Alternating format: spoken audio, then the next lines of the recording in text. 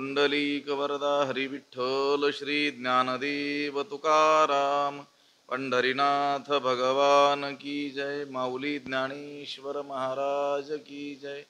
जगद्गुरु तुकाराम महाराज की जय। अर्जुन उवाच जायसी चेत् कर्मणस्ते मता बुद्धिर्जनार्दन तत्किं कर्मणि घोरे मामि सद्गुरुं शान्तं सच्चिदानन्दविग्रहं पूर्णब्रह्मपरानन्दमीशमानन्दिवल्लभम्। नमो सद्गुरु तुकया ज्ञानदीपा नमो सद्गुरु सच्चिदानन्दरूपा नमो सद्गुरु भक्तकल्याणमूर्ति नमो सद्गुरु भास्करा पूर्णकीर्ति। अखंडमंडलाकारं व्याप्तं येन चराचरं तत्पदं दर्शितं येन तस्मै श्रीगुरवे नमः। जयांचे किल्य स्मरण होय सकळ विद्यांचे अधिकरण तेची बंधू श्रीचरण श्री गुरूंचे ते नमस्कारो नियाता। अर्जुन उवाच जायसी चेत् कर्मणस्ते मता बुद्धिर्जनार्दन तत्किं कर्मणि घोरे माम नियोजयसी केशव। ग्रंथराज ज्ञानेश्वरीच्या तिसऱ्या अध्यायाला आज आरंभ होतो आहे आणि या तिसऱ्या अध्यायातील पहिल्याच क्रमांकाचा हा श्लोक आहे। अर्जुनाच्या बोलण्यानं या अध्यायाचा आरंभ झालेला आहे। या श्लोकाचा अन्वय आणि अर्थ एकदा आपण पाहूयात। हा श्लोक आहे अर्जुनाच्या बोलण्यानं या अध्यायाचा आरंभ झालेला आहे। या श्लोकाचा अन्वय आणि अर्थ एकदा आपण पाहूयात। अर्जुन उवाच म्हणजे अर्जुन म्हणाला जनार्दन ते मता कर्मणः बुद्धिः जायसी चेत् केशव तत् माम घोरे कर्मणि किम नियोजयसी। त्याचा अर्थ असा होईल की अर्जुन म्हणतोय हे जनार्दना कर्मणः बुद्धिः जायसी चेत् ते मता। हे जनार्दना तुझ्या मते निष्काम कर्मापेक्षा आत्मज्ञान श्रेष्ठ आहे असं जर असेल, तुझं जर मत असं असेल की कर्मापेक्षा ज्ञान काय आहे श्रेष्ठ आहे, तर मग हे केशव मला या युद्धासारख्या हिंसादी दोषांनी युक्त अशा या क्रूर कर्मामध्ये का नियुक्त करतोस। दुसऱ्या अध्यायामध्ये भगवंतांनी ज्ञानाचं महत्त्व सांगितलं, त्या ज्ञानी पुरुषाचे म्हणजे स्थितप्रज्ञाचे काही सांगितली, लक्षणं देखील सांगितली आणि ती ऐकत असताना शेवटी अर्जुनानं विचार केला की भगवंताच्या बोलण्यातील सर्व युक्ती आता मलाच उपयोगी पडणाऱ्या आहेत।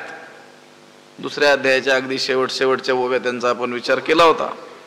ऐसे कृष्ण वाक्य ऐकिले तेथ अर्जुन म्हणी म्हणितले, अर्जुने म्हणी म्हणितले आता आमच्याची काजा आले उपपत्ती या। श्रीकृष्णाचं बोलणं ऐकलं आणि अर्जुन म्हणाला की भगवंताच्या बोलण्यातील सर्व युक्ती आता खरोखर आमच्याच मताला उपयोगाला आलेले आहेत। अर्जुनाचं कोणतं मत? युद्ध न करण्याविषयीचं मत। त्यानं ऐकलं की आत्मज्ञान किती श्रेष्ठ आहे, त्या आत्मज्ञानामध्ये सर्व कर्मांचा काय होतो निराश होतो। मग त्याला वाटलं हा ज्ञान मार्ग तर श्रेष्ठ आहे आणि आपण देखील युद्ध करू इच्छित नाहीतच, युद्ध करण्याची आपलीही तशी काही नाही आहे, इच्छा नाही आहे, तर मग भगवंताचं हे बोलणं जे आहे ते आपल्याच उपयोगी पडणार आहे. जे कर्मजात आघवे इथ निराकारिले देवे तरी पारुषले म्या झुंजावे म्हणून या. कारण देवानं काय केलं आहे, सर्व कर्माचा निषेध केलेला आहे, म्हणून मी युद्ध करावं हे अर्थातच काय झालेलं आहे, पारुषलं थांबलेलं आहे. देवाचीच इच्छा दिसते आहे की मी आता युद्ध करू नये. ऐसा श्री अच्युताची बोला चित्ती धनुर्धर वाईला आता प्रश्न करील भला शंकोनी. श्रीकृष्णांच्या अशा बोलण्यानं अर्जुन मनात काय झाला, प्रसन्न झाला आणि आता तो शंका घेऊन स्वतःच काय करणार आहे, भगवंताला प्रश्न करणार आहे. असं दुसऱ्या अध्यायाच्या शेवटी म्हटलं तर तो हा प्रश्न अर्जुनानं केलेला आहे की हे जनार्दना, निष्काम कर्मापेक्षा आत्मज्ञान श्रेष्ठ आहे असं जर तुला संमत असेल, ते मता हा तुझं असं काय असेल मत असेल, ज्ञान श्रेष्ठ आहे कशापेक्षा, कर्मापेक्षा, तर मग हे केशवा या घोर अशा क्रूर अशा कर्मामध्ये मला नियुक्त का करतोस? कारण महत्व सांगतो कशाचं, ज्ञानाचं, आणि मला सांगतोस काय करायचं, कर्म करायचं. म्हणजे काय करायचं, युद्ध करायचं. त्याचा बुद्धीचा गोंधळ झाला. कोणाच्याही बुद्धीचा गोंधळ होऊ शकतो. एखाद्या तरुणाला, बुद्धिमान अशा शिकलेल्या तरुणाला एखाद्या माणसानं व्यवसायाचं महत्व सांगितलं, व्यवसाय केला पाहिजे, उद्योग व्यवसायामध्ये मोठं यश असतं, असं त्याला बरंचसं काय केलं, मार्गदर्शन केलं, आणि शेवटी काय म्हटलं, नाही तू नोकरीच केली पाहिजेस. त्याच्या बुद्धीचा गोंधळ होईल की नाही, याला नेमकं मला काय सांगायचं, व्यवसायाला श्रेष्ठ मानतो आणि मला काय करायचं सांगतो, नोकरी करायची किंवा शेती करायची सांगतो. असं जसा त्या एखाद्या व्यक्तीचा, त्या तरुणाचा गोंधळ होऊ शकतो, तसाच अर्जुनाच्या मनाचा काय झालेला आहे, गोंधळ झालेला आहे. आणि तो म्हणतो, हे जनार्दना, निष्काम कर्मापेक्षा आत्मज्ञान श्रेष्ठ आहे असं जर तुझं मत आहे, तर मग हे केशवा, या हिंसादी दोषांनी युक्त असं हे जे क्रूर कर्म आहे, युद्धासारखं घोर कर्म, त्या कर्मामध्ये मला का नियुक्त करतोस, माझी काय त्यामध्ये योजना करतोस, मला का युद्ध कर असं म्हणतोस, माझ्याकडून हे हिंसक कर्म का करवतोस. ज्ञानोबा आहे त्याच्यावर भाष्य करणार आहे. अर्जुन तर म्हणतो, हे देवा तुला काही लाज वाटते का वगैरे असं बोलणार आहे. असं आहे. या ठिकाणी दोन संबोधन अर्जुनानं देवाकरता वापरलेली आहेत, जनार्दन आणि केशव. एकाच श्लोकामध्ये, अर्ध्या श्लोकात हे जनार्दना,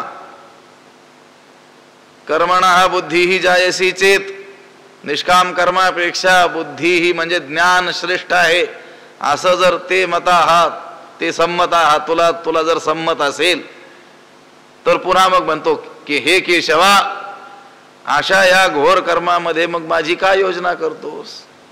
दोन संबोधन आहेत, जनार्दन आणि केशव. तर जनार्दन शब्दाचे अनेक अर्थ संभवतात, थोडेसे सांगून जायचं आपल्याला. जनई ही अर्ध येते सहा जनार्दन हा, लोकांकडून जो आपल्या इच्छा पूर्ण व्हाव्या याकरिता प्रार्थीला जातो त्याला म्हणतात जनार्दन. लोक आपल्या इच्छा पूर्ण व्हाव्यात यासाठी भगवंताची प्रार्थना करतात की नाही, आणि त्या भगवंत काय करतो, त्यांची इच्छापूर्ती करतो. लोकांकडून जो प्रार्थीला जातो आपल्या इच्छा पूर्ण व्हाव्यात यासाठी, म्हणून त्याला काय म्हणतात, जनार्दन. जनई ही अर्ध येते स जनार्दन. आणखी काही व्याख्या आहेत. जन नाम जननम तत् अर्धयती नाम नाशयती सहा जनार्दन. जन शब्दाचा अर्थ आहे जननम म्हणजे जन्म, जन्म मरण रूप हा जो संसार, तत् अर्धयती त्याचा जो नाश करतो त्याला काय म्हणतात, जनार्दन. त्याच्यावर नाथ महाराजांनी लिहिलेलं आहे, जननी जठरी जन्मजान त्या जन्मास्तव म्हणती जन. जननीच्या जठरामध्ये आपला काय होतो, उदय होतो, जन्म होतो. त्यामुळं त्या जीवाला काय म्हणतात, जन. आणि त्या जन जन्मा करी मर्दन, या लागी जनार्दन नाम त्यासी. आणि तो जन्म मरण रूप संसाराचा काय करतो, नाश करतो. कोण करू शकतो, भगवंतच करू शकतो ना. जो मज होय अनन्य शरण, त्याचे निवारी मी जन्म मरण. या लागी शरणागता शरण्य मीची एकू. किंवा म्हणवणी शरण जावे सर्व भावे, देवासी तो हा उतरील पार भवदुस्तर नदीचा. या जन्म मृत्यूरूप संसाराचा जो नाश करतो त्याला काय म्हणतात, जनार्दन. मग हे अशा जनार्दना, तुझं जर मत कर्मापेक्षा ज्ञान श्रेष्ठ आहे असं जर असेल, कारण आता दुसऱ्या अध्यायामध्ये ज्ञानाचं महत्व सांगितलं, आत्मज्ञान सांगितलं. त्या आत्मज्ञानी माणसाची चिन्ह म्हणजे त्या स्थितप्रज्ञाची लक्षणं सांगितली. मग मोठं तोंड भरून वर्णन केलं. मग कुणालाही असं वाटेल ना की देवाला ज्ञानीच काय वाटतो, श्रेष्ठ वाटतो. देवाच्या मतामध्ये ज्ञानच काय आहे, श्रेष्ठ आहे. म्हणून तर एवढं मोठं काय केलंय, वर्णन केलंय. मग ज्ञानच जर श्रेष्ठ असेल ह्याच्या मतानं, तर मग त्यानं माझी योजना कशात करावी, ज्ञान मार्गातच करावी. सरळ सरळ मला आत्मज्ञान सांगून टाकावं आणि सांगावं, या मार्गाने जा, तू काय होशील, मुक्त होशील. ही खटपट करण्याची काही गरज नाही. पण मला सांगताना काय सांगतो, युद्धस्व, उत्तिष्ठ, उठ, हाती धनुष्यवान घे, युद्ध कर. लक्षात आलं का? त्याच्या मनाचा गोंधळ उडाला. मग तो म्हणतो, तुझ्या मतामध्ये जर निष्काम कर्मापेक्षा हे आत्मविषयक ज्ञान जर श्रेष्ठ असेल, तर मग हे केशवा, या क्रूर घोर कर्मामध्ये माझी योजना का करतोस, किम नियोजयसी, कसं काय मला नियुक्त करतोस. तर तिथं काय म्हटलं, केशव. केशव शब्द वापरलेला आहे. भगवंताची अनंत काय आहेत, नावे आहेत. त्याच्यात केशव शब्दाची योजना केलेली आहे.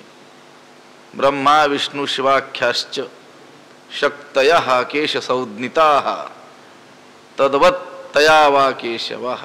हरिवंश पुराणामध्ये केशव शब्दाची व्युत्पत्ती दिलेली आहे.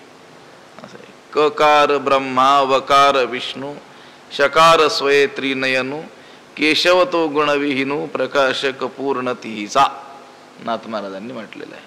मग हे केशवा,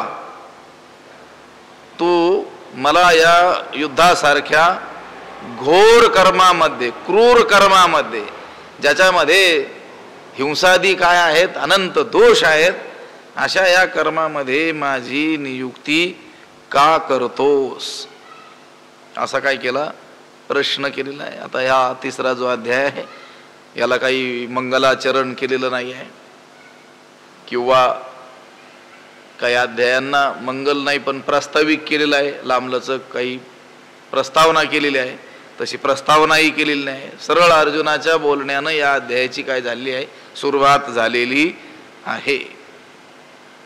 मग ऐका अर्जुने म्हणितले, देवा तुम्ही जे वाक्य बोलिले, ते म्या निके परिसिले कृपानिधी. किंवा कमळापती, दोन पाठ आहे तुमच्यात. काय कृपानिधी आहे का कमळापती? कमळापती. मग अर्जुने म्हणितले, कमळापती देवा तुम्ही जे वाक्य बोलिले, ते म्या निके परिसिले. मग अर्जुने म्हणितले. नंतर अर्जुनानं म्हटलं, हे देवा कृपानिधी किंवा कमळापती, हे देवा लक्ष्मीपती, हे देवा तुम्ही जे बोललात, जे वाक्य बोललात, ते मी चांगल्या प्रकारे ऐकले, म्हणजे लक्षपूर्वक ऐकलेलं आहे.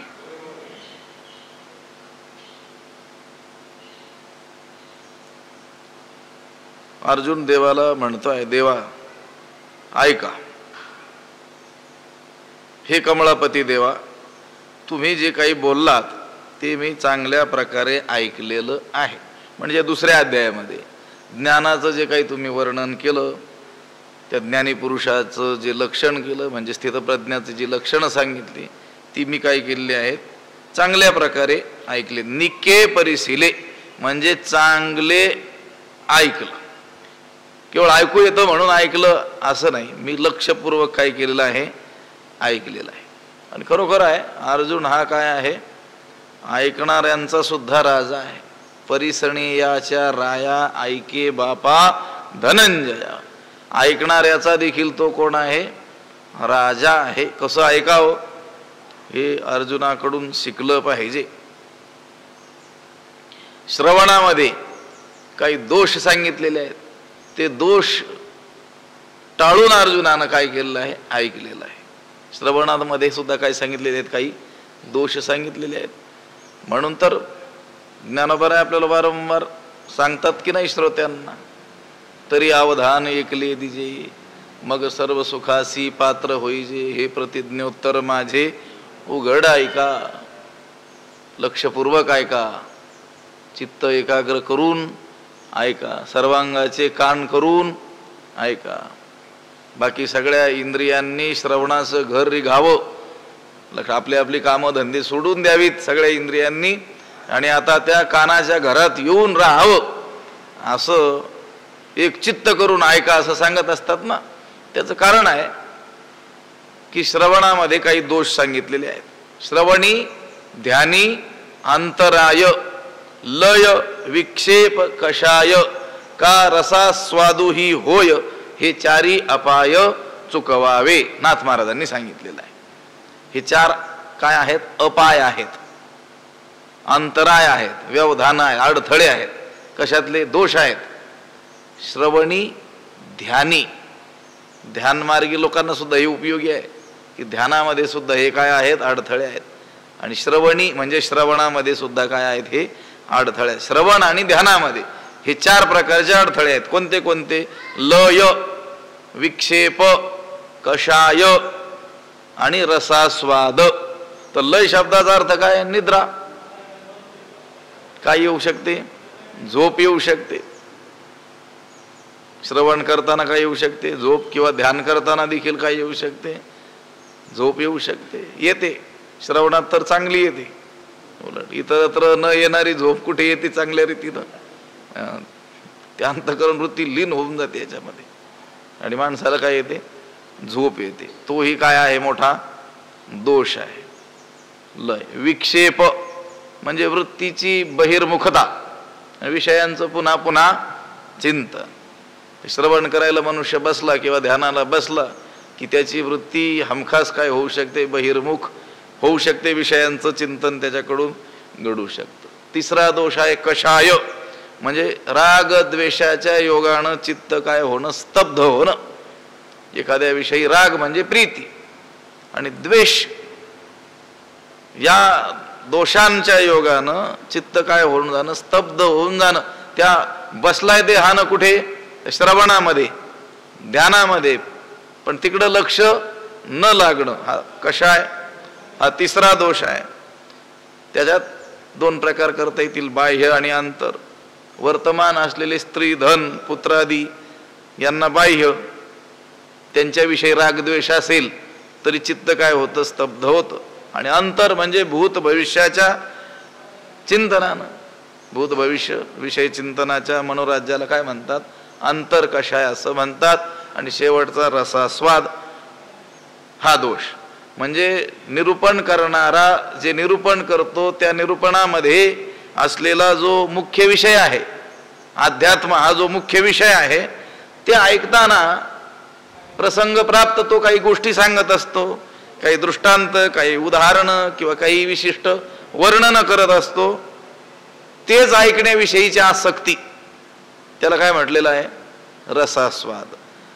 हा वक्ता हा दृष्टांत नेमका कशासाठी सांगतो, तो सिद्धांत लक्षात न ठेवता हा दृष्टांतच ऐकण्याविषयी रस असणं, त्याला काय म्हणतात, रसास्वाद. दोष आहे. चित्ताची एकाग्रता प्राप्त होण्यासाठी मुख्यतः इंद्रियांचा जो पराधीनपणा आहे, पांगिस्तपणा आहे, तो काय व्हावा लागतो, दूर व्हावा लागतो. ती इंद्रिय स्वाधीन असावी लागतात. त्यावेळेस त्याच्याकडून काय होऊ शकतं, चांगल्या रीतीनं श्रवण होऊ शकतं. इथं इंद्रियांचा पांगू जया फिटला हे चांगू, तयासीची आथी लागू परिसावया, ज्ञानोबराय म्हणतात. इंद्रियांचा पांगू चांगू फिटला आहे, ज्याच्या इंद्रियाचा पंगिस्तपणा चांगला काय झालेला आहे, दूर झालेला आहे, पराधीनता दूर झालेली आहे, त्याच्यासाठीच हे शास्त्र आहे. तोच चांगल्या रीतीने काय करू शकतो, श्रवण करू शकतो. अर्जुन काय म्हणतोय, हे देवा, तुम्ही जे वाक्य बोलले, तुम्ही जे काय बोललेले आहात ते म्या निके परिशिले, मी चांगल्या रीतीनं ऐकलेलं आहे. तुम्ही असं म्हणाल कदाचित की तुझं लक्ष नव्हतं, तसं नाही. मी तुमचं सगळं बोलणं काय केलेलं आहे, चांगल्या प्रकारे ऐकलेलं आहे. तू असं म्हणू शकत नाही देवा की अर्जुना तू नीट ऐकलेलं नसशील म्हणून तुला शंका आली. तो निरूपण करणारा एखाद्या वेळेस म्हणू शकतो की नाही श्रोत्यांना, एखादा मला अमुक शंका आहे, तो काय म्हणू शकतो, मी हे तर बोलून गेलो होतो, तुझंच नीट लक्ष नव्हतं. आणि होतं की नाही, अनेक वेळेस आम्ही एखादी ओवी बोलून गेलो असतो, 2 मिनिटांना कोणीतरी सांगतात की नाही अनेक वेळेस. याचाच अर्थ आम्ही अगोदर बोलत होतो त्याकडे लक्ष नव्हतं. तो वक्ता म्हणू शकतो त्या श्रोत्याला, तू नीट ऐकलं नाही म्हणून ही शंका आली. अर्जुन म्हणतो तसं काही नाही, देवाना असं म्हणूच नाही. म्हणून तो म्हणतो ते म्या निके परिशिले कृपानिधी, ही किंवा कमळापती, हे लक्ष्मीपती देवा, तुम्ही जे वाक्य बोललात ते मी चांगल्या रीतीनं काय केलेलं आहे, ऐकलेलं आहे. आता अर्जुन हा मोठा प्रज्ञाकांत आहे, महाबुद्धिमान आहे. प्रश्न कसा विचारावा हे त्याला चांगल्या रीतीनं कळतंय. प्रश्न विचारण्याचं देखील एक काय आहे, तंत्र आहे, शास्त्र आहे, त्याचंही देखील रहस्य आहे. त्या रहस्याला तो पूर्णपणे काय करतोय, जाणतो आहे. म्हणून तो या रीतीनं आरंभलंय. अगोदरच म्हटला, मी तुम्ही जे बोललेले आहात ते चांगल्या रीतीनं ऐकलेलं आहे. काय बोललेले आहात आपण, तेथ कर्म आणि करता उरेची ना पाहता, ऐसे मत तुझे श्री अनंता, निश्चित जरी तरी माते केवी श्री हरी, म्हणसी पार्था संग्राम करी, ये लाजसी ना महाघोरी, कर्मी स्वतः. 2 ओळ मिळून एक विषय आहे. तेथ कर्म आणि करता, श्री अनंता तेथ पाहता, कर्म आणि करता ओरे चिना, ऐसे जरी तुझे निश्चित मत. हे श्री अनंता, तेथ म्हणजे तू जे बोललेला आहेस त्या बोलण्याचा जर विचार केला, तेथ पाहता म्हणजे विचार करता, तुझं जे बोलणं आहे 2ऱ्या अध्यायामध्ये त्याचा जर बारीक आपण काय करू, विचार करू, तर तुझ्या त्या बोलण्यामध्ये असं आढळून आलं, आत्मस्वरूपाचं तू जे वर्णन केलंस, ज्ञानाचं जे महत्व सांगितलंस, तेथे कर्म आणि करता उरेची ना, कर्म आणि ते करणारा करता उरतच नाहीत. असे तुझे जरी निश्चित मत, असं जर तुझं काय असेल, निश्चित मत असेल, तू जे सांगितलंस, ज्ञानाचं महत्व सांगितलंस, तू जे बोललास त्या बोलण्याचा जर नीट विचार केला तर त्यामध्ये कर्म आणि करता उरतच नाहीत. आणि हे जर तुझं काय असेल, निश्चित मत असेल, उरेची ना, उरतच नाहीत, शिल्लकच राहत नाही. तुझ्या सांगण्याचा जर विचार केला तर आत्मस्वरूपाच्या ठिकाणी म्हणजे त्या ब्राह्मी स्थितीमध्ये कर्म आणि कर्ता उरतच नाहीत. अर्थातच कर्ता, कर्म, कार्य या त्रिपुटीचा व्यवहारच शिल्लक राहत नाही. कर्म हे नेहमी काय होतं, परिच्छिन्न वस्तूच्या ठिकाणी संभवतं, व्यापकाच्या ठिकाणी कर्म संभवत नाही. ज्याप्रमाणे आकाश हे सर्व भूतामध्ये अतिशय काय आहे, व्यापक आहे, त्या आकाशाच्या ठिकाणी कोणती क्रिया संभवते का, नाही संभवत. या चार भूतांच्या ठिकाणी चालणं हलणं वगैरे आहे, पण आकाशाच्या ठिकाणी तेही नाही आहे. आगा आकाश की नाही, आकाश कोठे नाही आहे. बरं आकाशाला येणं जाणं आहे का? बाकीची ही चार भूत आहेत, या चार महाभूतांना इकडचं तिकडं नेता येऊ शकतं, त्याच्यात क्रिया संभवते. पृथ्वी आहे, पृथ्वीचा काही अंश नाही का? आता हे सगळे माती इकडून तिकडं, दगड तिकडून इकडं आणले जातात, त्याची वाहतूक होते, क्रिया आहे त्याच्यामध्ये. पाणी सुद्धा इथून तिथं नेलं जातं, अग्नी सुद्धा नेल्या जाऊ शकतो. वायू गॅस टाक्या नेत नाही की इकडून तिकडं तुम्ही लोक नेता, आकाशाला नेता येईल का? सगळ्यात व्यापक जे असतं त्याच्यामध्ये क्रिया नसते. मग आकाश हे जर या पंचमहाभूतातलं एक व्यापक महाभूत आहे, त्याच्या ठिकाणी जर क्रिया संभवत नाही, तर मग त्या आकाशाहूनही अनंत पट व्यापक कोण आहे? तो परमात्मा आहे. तो आत्मा आहे, त्याच्या ठिकाणी क्रिया संभवेल का? नाही. हे अनंता तुझं ते मत आम्ही ऐकलं, तू ते आत्मज्ञानाचं महत्व सांगितलं, विचार करून पाहिलं तर तेथे कर्म आणि कर्ता हे उरतच नाहीत, ते शिल्लकच राहत नाहीत. परमात्मा हा देश काळ वस्तू परिच्छेद शून्य आहे, किंवा सजातीय विजातीय स्वगत भेद शून्य आहे. त्यामुळे तो त्या देवाला काय म्हणतो? अनंत म्हणतो. हे देवा तू कसा आहे? अनंत आहे. तू सांगितलेलं जे आत्मज्ञान ते कसं आहे? अनंत आहे, व्यापक आहे. त्याच्यात कर्ता कर्म हे काही संभवतंय का? नाही संभवत. हे उरतच नाहीत. कर्म परिच्छिन्नामध्ये होतं, व्यापकामध्ये होत नाही. आणि जे आत्मतत्व आहे ते तर आकाशाहूनही काय आहे? गगनाहुनी वाढ नाम आहे. लक्षात नभ तुझ माझी खेळे लपी थपी. हे आकाश तुझ्यामध्ये लपाछपी खेळत. लपाछपी ज्याला खेळायची, ज्याच्यात खेळायची, ते खेळणाऱ्यापेक्षा ते मोठं असतं की नाही? आपण लपाछपी खेळतो घरात, मग घर आपल्या देहापेक्षा मोठं असलं की नाही? ज्याच्या मागं लपायचंय ती वस्तू आपल्यापेक्षा मोठी असावी लागते की नाही? संतांनी सांगितलं नभ तुझ माझी खेळे लपी थपी. हे आकाश हे देवा तुझ्यामध्ये काय खेळतं? लपाछपी खेळतं. म्हणजे परमात्मा किती मोठा काय आहे?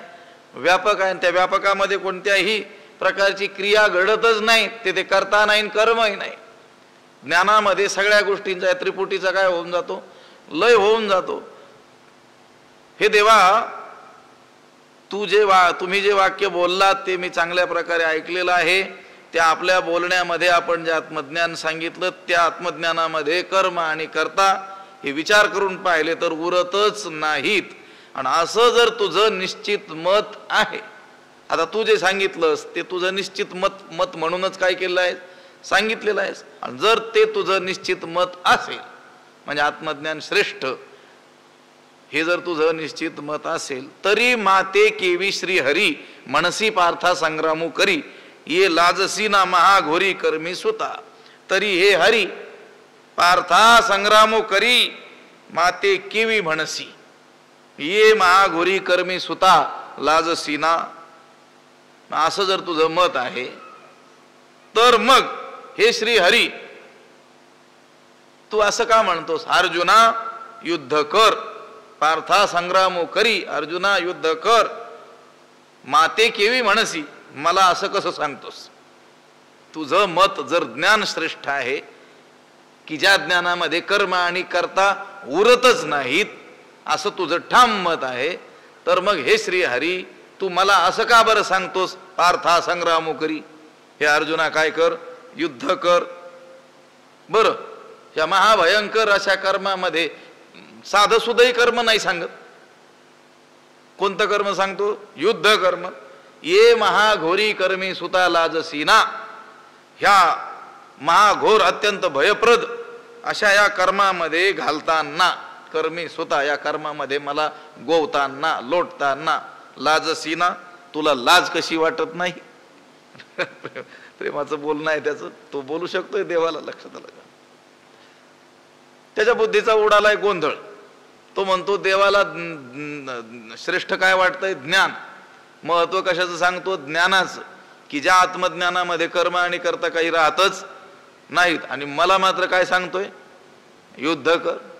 तर मग तो देवाला म्हणतो, तुझं जर असं मत आहे की ज्ञानच श्रेष्ठ आहे, की ज्या ज्ञानामध्ये कर्म आणि कर्ता हे उरतच नाहीत, हे तुझं निश्चित मत आहे, तर मग मला हे अर्जुना तू युद्ध कर असं का बरं सांगतोस? आणि या अशा भयंकर कर्मामध्ये मला गोवताना तुला लाज का वाटत नाही? लाज कशी बरे वाटत नाही? कर्मी स्वतः कर्मात घालताना, या ढकलताना. कर्मातीत होणं हे जर तुझ्या मतात काय आहे, उच्च स्थिती आहे. ज्ञानी होणं म्हणजे कर्माच्या अतीत होणं, जिथे कर्माचा काही संबंध नाही, हे तुझ्या मतामध्ये काय आहे, श्रेष्ठ आहे. आणि मला मात्र उगीच काय करतोस, कर्मामध्ये ढकलतोस. बरं, शिवाय ते कर्म कोणतं? युद्धासारखं महाभयंकर कर्म, की ज्यामध्ये हे आता आमचे गुरुजन आहेत, सखे आहेत, सोयरे आहेत, बंधू आहेत, यांची प्रत्यक्ष हत्या माझ्याकडून होणार आहे. युद्ध हे भयंकर कर्म. बरं, ते शत्रूंबरोबर असतं तर ठीक होतं. कुणीतरी आमचे भयंकर असे शत्रू आहेत आणि त्यांच्याबरोबर युद्ध करायला हा सांगतो आहे, तर मग एक वेळ तेही काय केलं असतं, ऐकलं असतं.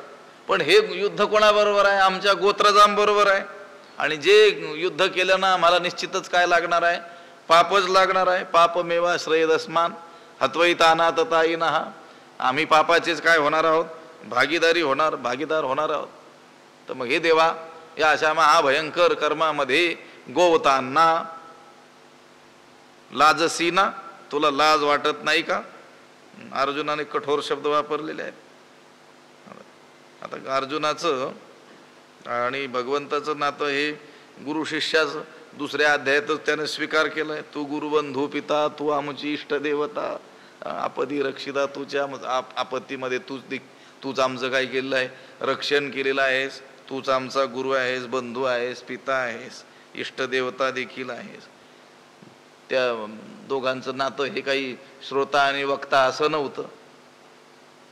त्यानंच काय म्हटलेलं आहे, गुरु म्हणून त्यांचा काय केलाय, स्वीकार केलाय. आता ही गुरु म्हणून जर स्वीकारलं असेल तर अर्जुनाची भाषा ही नम्रपणाची असली पाहिजे ना. कसं बोललं पाहिजे, नम्रतेनं बोललं पाहिजे. कोणी? अर्जुनाने. कुणाशी? भगवंताशी. का? जर नातं कशाचं असेल, गुरु शिष्याचं.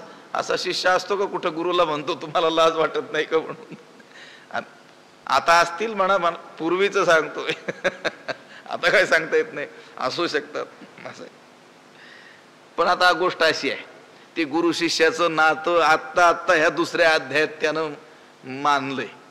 त्याच्या अगोदरचं त्यांचं जे नातं आहे ना, ते कसं आहे, प्रेमाचं आहे, बरोबरीचं आहे, मित्रत्वाचं आहे. आणि अर्जुन हा भगवंताचा तो सखा असल्यामुळं तोंडातून असे शब्द येणं काय आहे, स्वाभाविक आहे. त्याच्या लक्षातच नाही दुसऱ्या अध्यायात आता गुरु मानलेलं आहे याला म्हणून. पूर्वीचं जे पूर्वपार चालत आलेलं जे नातं आहे सख्यत्वाचं, त्या 11व्या अध्यायात म्हणेल मग तो, सखेती मत्वा प्रसभम यदुक्तम, हे कृष्ण यादव हे सखेती.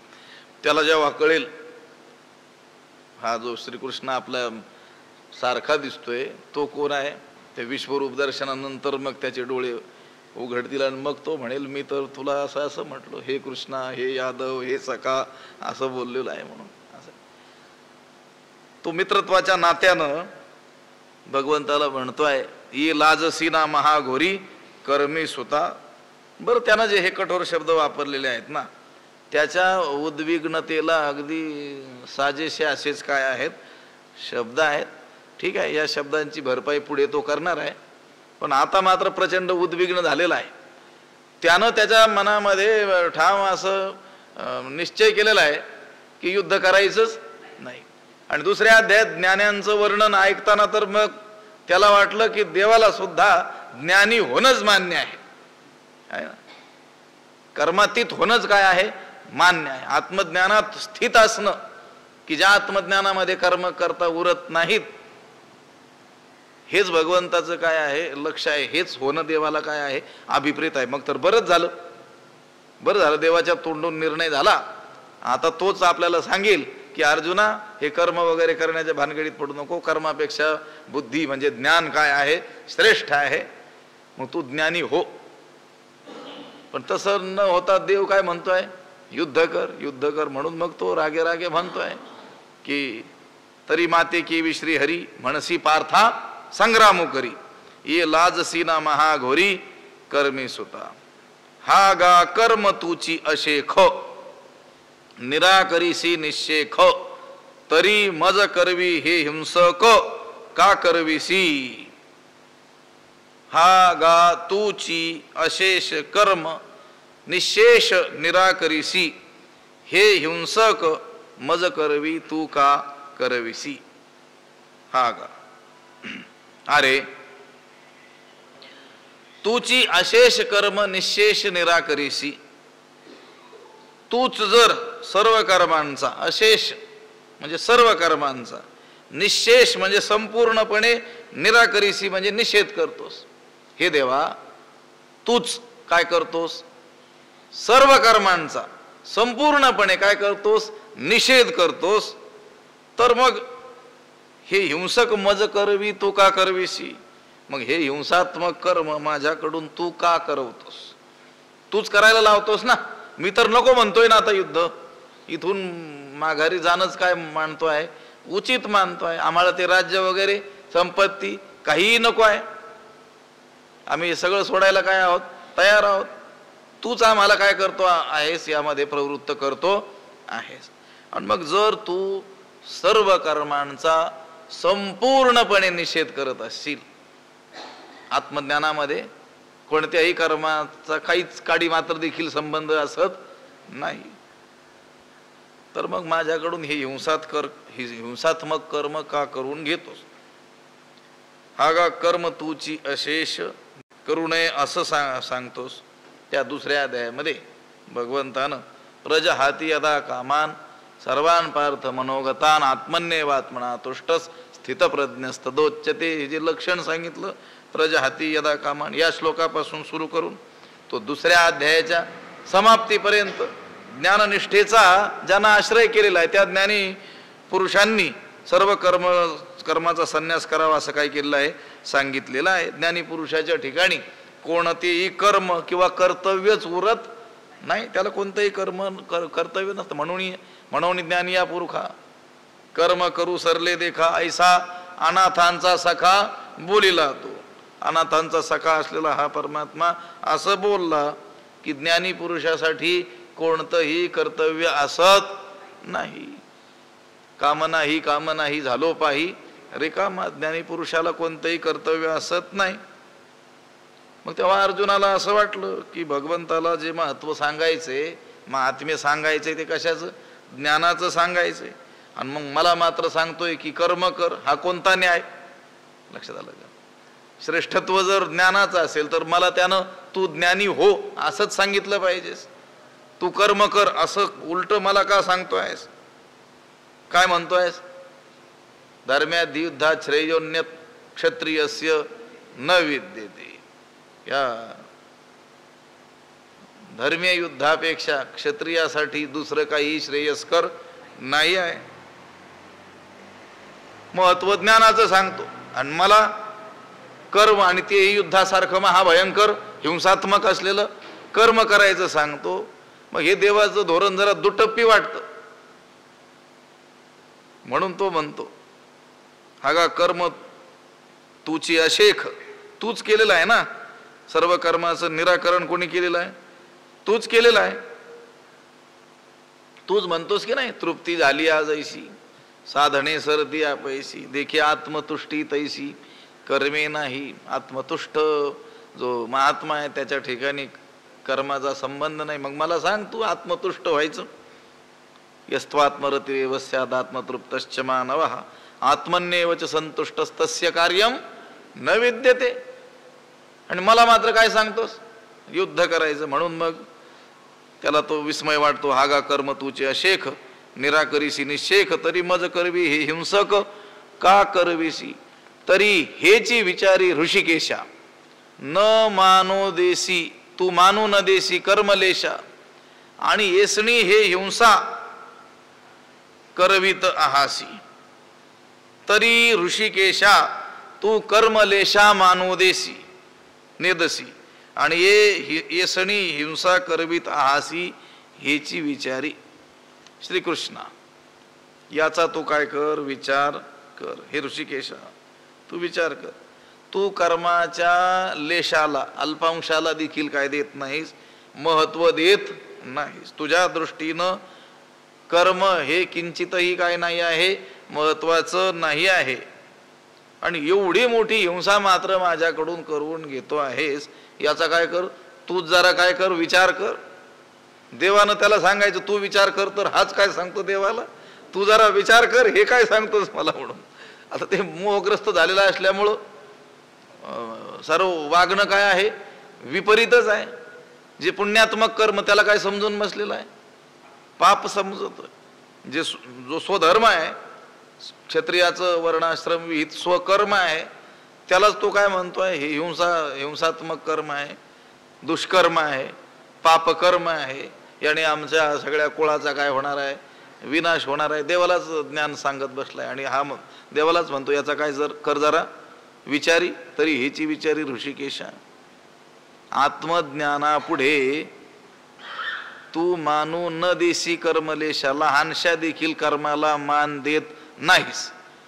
आत्मज्ञानापुढे जर लहानसं कर्म देखील तुझ्या दृष्टीनं महत्वाचं नसेल, असं जर आहे, तर माझ्याकडून एवढं मोठं हे महाभयंकर आणि येसणी हे हिंसा करवित आहेस, एकीकडे एवढी मोठी हिंसा माझ्याकडून तू का करून घेतो आहेस. कर्मलेशा, तू मानू न देसी कर्मलेशा, किंचितही यत्किंचितही कर्मास तू काय देत नाहीस, मान देत नाहीस. हे पहा, जो ज्ञानी पुरुष आहे तो सकाम किंवा निष्काम कोणत्याही कर्म करण्याची इच्छा ठेवत नाही. म्हणजे करण्याची त्याला काय नाही आहे, गरजच नाही, जरुरीच नाही. ज्ञानाने तृप्त झालेला जो पुरुष आहे त्याच्या मनामध्ये जर कामनांचा मुळीच संभवच नाही, समस्त कामनांचा त्यानं काय केलेला आहे, त्यागच केलेला आहे, तर तो कर्म करील तरी कशाला, कर्म करण्याची त्याला आवश्यकता तरी काय. मग सर्व कर्मांचा त्याग त्याच्याकडून काय होत असतो, आपोआपच होत असतो, तो ज्ञानी पुरुषाकडून. बर, जोपर्यंत प्रारब्ध आहे, शरीर पडलेलं अजून नाही आहे, त्या प्रारब्ध कर्मानुसार जरी कर्म करत त्याच्याकडून घडत राहिलं तरी त्या महापुरुषाचा बोध मी काही करत नाही असाच असल्यामुळं ते कर्म त्याला बंधाला कारणीभूतही ठरत, त्या कर्माची गणनाच होत नाही. कारण त्याचा बोधच मी कर्म करतो आहे असा नसतो. मग योग संन्यस्त कर्माणं ज्ञान संचिन्न संशयम आत्मवंतन्न कर्माणी निबध्नंती धनंजय. ती कर्मे त्याला कोणत्याही प्रकारचा बंध निर्माण करू शकत नाही, कारण त्याचा बोध मी कर्मे करतो आहे असा नसतोच. ते देहादी संघाताकडून प्रारब्ध कर्मानुसार त्याच्याकडून ती कर्मे होत राहत असतात. म्हणून त्या आत्मज्ञानापुढं त्या कर्माला थोडासा देखील काय नाही आहे, मान नाही आहे. भगवंता, हे ऋषिकेशा, तू मानू न देसी कर्मलेशा, आत्मज्ञानापुढे लहानशा कर्माला देखील मान देत नाहीस, आणि एकीकडे मात्र माझ्याकडून काय करतो आहेस, एवढी मोठी हिंसा. म्हणजे अजूनही अर्जुनाच्या दृष्टीनं हे युद्ध म्हणजे महाभयंकर हिंसाच आहे. अजूनही त्याचे काही डोळे उघडलेले. मग एवढी मोठी गीता सांगण्याचं कारणच ते ठरलंय की नाही तर मग दुसऱ्या अध्यायातच संपली असती गीता आणि अर्जुनाचे 1-2 श्लोक आले असते. धन्योहम कृतकृत्य झालो, नष्टो मोह स्मृती लब्धा, असं काहीतरी म्हणाला असता. पण ज्या अर्थी, आणि बरं झालं उलट तो लवकर म्हणाला नाही मी कृतकृत्य झालो म्हणून, नाहीतर आपल्याला एवढी भगवद्गीता मिळालीच नसती. ठीक आहे, तो महाबुद्धिवान असल्यामुळे म्हणूही शकला असता, पण त्याचे आपल्यावरच उपकार म्हणायचे, आपल्याला तेवढा लाभ झाला नसता. समजा जो शाळेतला 1 नंबरचा हुशार विद्यार्थी आहे, शिक्षकानं त्याला एकदा समजावून सांगितल्यानंतर लक्षात येतं, याचा अर्थ सगळ्या विद्यार्थ्यांना लक्षात येतं असं नाही आहे. म्हणून जे हाडाचे शिक्षक असतात ते काय करत असतात, त्या वर्गातील अगदी मतिमंद जो आहे त्याला लक्षात येईपर्यंत शिकवत असतात. त्यांच्या दृष्टीनं हा जो हुशार विद्यार्थी आहे याला कळालं म्हणजे संपलं असं नाही. तर ज्याला अजिबात कळत नाही त्याला पूर्णपणे कळेपर्यंत ते काय करत असतात, शिकवत असतात. आता अर्जुनाला काय केलेलं आहे, फक्त निमित्त केलेलं आहे. मग निमित्त ज्याला केलंय त्याला समजलं म्हणजे झालं असं थोडंच आहे. असं आहे. अर्जुनाचे ने व्याजे गीता प्रकाशोनी श्रीराज संसारा एवढे थोर ओझे फेडिले जगाचे. या सगळ्या जीवमात्रांकरिता मनुष्य मात्रांकरिता ही भगवद्गीता सांगितलेली आहे. म्हणून तू अर्जुन जो प्रश्न करतो आहे ना, ती भगवंताचीच काय आहे, इच्छा आहे की अर्जुना असा प्रश्न करावा आणि मी त्याला त्या रीतीनं काय करावे, उत्तर द्यावे. तरी हेची विचारी ऋषिकेशा तू मानू न देसी कर्मलेशा आणि येसणी हे हिंसा करविता हासी. हे श्रीकृष्णा, आत्मज्ञानापुढे लहानशा देखील कर्माला तू मान देत नाहीस आणि एकीकडे मात्र एवढी मोठी हिंसा माझ्याकडून करवित आहेस. याचा तू काय कर, तूच काय कर, विचार कर. हिची विचारी हे ऋषिकेशा, हे श्रीकृष्ण, याचा काय कर, विचार कर. हा अर्जुनाचा प्रश्न आहे. अजूनही तो बोलेन, व्यामिश्रणे वाक्येन बुद्धिं मोहयसीव मे तदेकं वद निश्चित्य येन श्रेयो हमाप्नुयाम. हे देवा, तुझ्या परस्परात विरुद्ध अर्थांनी संमिश्र असलेल्या अशा वाक्याने माझ्या बुद्धीला जणू भ्रमात तू पाडलेला आहेस. ज्या योगे मी श्रेयाला प्राप्त होईल असं कोणतं तरी एक निश्चित मला सांग, कर्म सांग किंवा ज्ञान तरी सांग, असं तो विचारेल. त्याच्यावर मोठं विस्तृत भाष्य आहे ज्ञानोबरायांचं, त्याचा विचार उद्या करूयात. पुंडलिक वरदा हरिविठ्ठल श्री ज्ञानदेव तुकाराम पंढरीनाथ भगवान की जय. माऊली ज्ञानेश्वर महाराज की जय. विठ्ठल विठ्ठल विठ्ठल विठ्ठल. पुंडलिक वरदा हरिविठ्ठल श्री ज्ञानदेव तुकाराम पंढरीनाथ भगवान की जय. माऊली ज्ञानेश्वर महाराज. आता विश्वात्मके देवे येणे वाग्यज्ञे तोषावे तोषोनी मज द्यावे पसाय दान हे. जे खळांची व्यंकटी सांडो तया सत्कर्मी रती वाढो. भूता परस्परे पडो मैत्र जीवांचे दुरितांचे तिमिर जावो. विश्व स्वधर्म सूर्ये पाहो जो जे वांछील तो तेला हो. प्राणीजात वर्षत सकळ मंगळी ईश्वर निष्ठांची मांदियाळी. अनवरत भूमंडळी भेटतू भूता चला कल्पतरूंचे आरव. चेतना चिंतामणीचे गाव बोलते जे अर्णव पियुषांचे. चंद्रमे जे अलांछन मार्तंड जे तापहीन ते सर्वाही सदा सज्जन सोय रे होतू. किंबहुना सर्व सुखी पूर्ण होवणी तिही लोकी. भजिजो आदि पुरुखी अखंडित आणि ग्रंथोपजीविये विशेषी लोकी ये. दृष्टादृष्ट विजय हो आवेजी. एथ म्हणे श्री विश्वेश्वरावो हा होईल दान पसावो. येणे वरे ज्ञानदेवो सुखिया झाला. येणे वरे ज्ञानदेवो सुखिया झाला. येणे वरे ज्ञानदेवो सुखिया झाला. पुंडलिक वरदा हरिविठ्ठल श्री ज्ञानदेव पंढरीनाथ भगवान. माऊली ज्ञानेश्वर महाराज की जय.